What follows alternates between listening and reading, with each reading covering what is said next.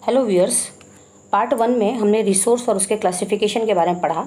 अब हम स्टार्ट करते हैं हमारा लैंड रिसोर्स, जो एक बहुत ही इम्पॉर्टेंट नेचुरल रिसोर्स है, क्योंकि ये सपोर्ट करता है वाइल्ड लाइफ को, ह्यूमन लाइफ को, एग्रीकल्चर को, और जितनी भी हमारी इकोनॉमिक एक्टिविटीज़ होती हैं उनको भी ये सपोर्ट करता है। अब देखिए, लैंड 3 पार्ट्स में डिवाइड होती है। इसमें ध्यान से देखिए, पहला जो प्लेन्स वाला पार्ट है वो हमारा 43% है, माउंटेन्स 30% है और प्लेट्यूज हमारे 27% है। अब जो पहला पार्ट है प्लेन्स का, ये टोटल लैंड का 43% है, तो यहाँ हम खेती करते हैं, इमारतें बनाते हैं, फैक्ट्रीज भी होती हैं। नंबर 2 में देखिए, सेकंड पार्ट हमारा माउंटेन्स का है, जो टोटल लैंड का 30% होता है। माउंटेन्स सोर्स होती हैं रिवर्स की, यानी कि सारी जितनी बड़ी नदियाँ हैं यहीं से बहना शुरू होती हैं। दूसरा, ये टूरिस्ट अट्रैक्शन का भी एक सेंटर होता है। हिल स्टेशंस पर हमेशा टूरिस्ट की भीड़ होती है। तीसरा पार्ट होता है हमारे प्लेट्यूज का, जो टोटल लैंड का 27% होता है। प्लेट्यूज से हमें मिनरल्स और फॉसिल फ्यूल्स मिलते हैं। यहाँ थिक यानी कि घने जंगल मिलते हैं। नेक्स्ट हम देखते हैं हमारे लैंड का यूटिलाइजेशन, मतलब लैंड का यूज़ हम कैसे करते हैं। इसमें फर्स्ट है ऐसी ज़मीन जहाँ पर थिक फॉरेस्ट है। दूसरा है हमारी ऐसी ज़मीन जिस पर खेती नहीं हो सकती। इसके 2 पार्ट हैं, ध्यान से देखिए। Land not available for cultivation, यानी ऐसी ज़मीन जिस पर खेती नहीं हो सकती। इसमें फर्स्ट है barren land and waste land. Barren land मतलब बंजर ज़मीन, यहाँ हम कितनी भी कोशिश कर लें खेती नहीं कर सकते। और वेस्ट लैंड, जैसा कि नाम से ही पता चलता है, ऐसी ज़मीन जो वेस्ट है, मतलब वहाँ या तो डंप यार्ड होगा, फैक्ट्रीज का कचरा डंप होता होगा, या वहाँ पानी वानी जमा रहता होगा।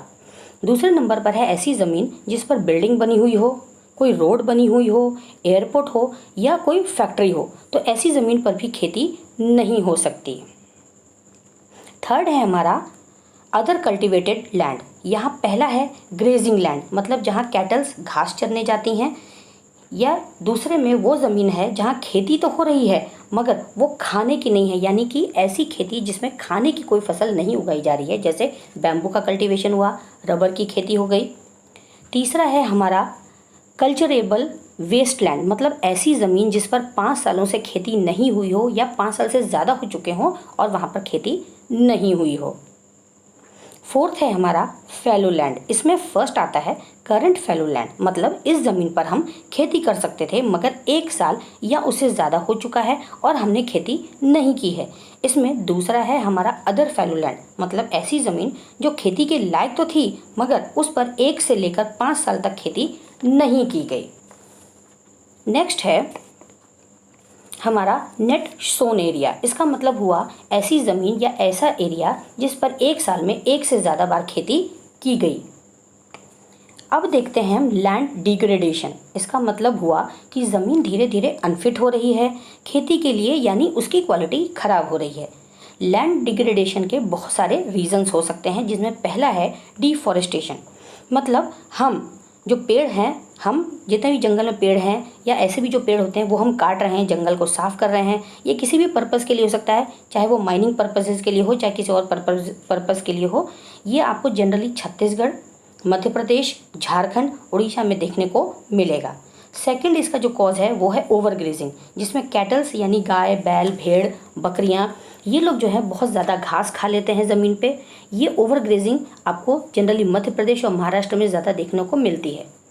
थर्ड है हमारा ओवर इरिगेशन, मीन्स ज़रूरत से ज़्यादा पानी डाल देना। ये जनरली होता है पंजाब, हरियाणा और वेस्टर्न यूपी में। एक्चुअली ओवर इरिगेशन में प्लांट्स को ऑक्सीजन नहीं मिल पाती और सॉइल भी एल्केलाइन हो जाता है। फोर्थ पॉइंट है सीमेंट इंडस्ट्री से उड़ने वाला जो डस्ट पार्टिकल्स होता है वो लैंड में सेटल हो जाता है, मतलब एक परत बना लेता है और इसलिए लैंड की क्वालिटी ख़राब हो जाती है। फिफ्थ है हमारा इंडस्ट्रियल वेस्ट। इसमें इंडस्ट्रीज़ का सारा वेस्ट किसी भी खाली ज़मीन पर डंप कर दिया जाता है। सीधी सी बात है, वो लैंड अनफिट हो जाती है, वहाँ किसी भी तरह का कल्टीवेशन नहीं हो सकता।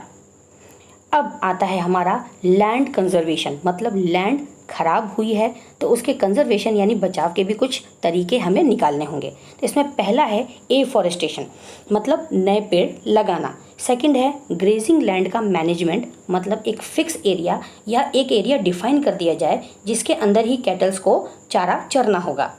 थर्ड है हमारा प्रॉपर इरिगेशन, मतलब पानी अवेलेबल है इसका मतलब ये नहीं कि अपने हिसाब से बेहिसाब पानी उसमें डाल दिया जाए, इससे हमारी ज़मीन खराब हो जाएगी, इसलिए हमें स्प्रिंकलर्स वगैरह का यूज़ करना चाहिए। फोर्थ है माइनिंग एक्टिविटीज़ को कंट्रोल करना। एंड फिफ्थ पॉइंट इज़ हमारा इंडस्ट्रियल वेस्ट को प्रॉपर ट्रीटमेंट के बाद ही डिस्चार्ज करना चाहिए। Okay guys, this is the full video on land resource. Next we will meet to discuss soil. Till then, keep studying.